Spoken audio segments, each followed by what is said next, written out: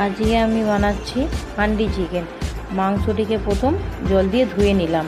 ধুয়ে নেওয়ার পর কেটে রাখা লেবু এবং নুন মাখিয়ে নিলাম। তারপরে পরিমাণ মাফিক তেল, পেঁয়াজ কুচি, লঙ্কা কুচি, টমেটো কুচি, গোটা কিছু মশলা, ধনে গুঁড়ো, লঙ্কা গুঁড়ো, জিরে গুঁড়ো, পরিমাণ মাফিক নুন এবং কিছু সামান্য টক দই দিয়ে আমি মাংসটাকে ম্যারিনেট করে নিলাম। ম্যারিনেট করে নেওয়ার পর মাংসটা আমি 10 মিনিট চাপা দিয়ে রেখে দিলাম।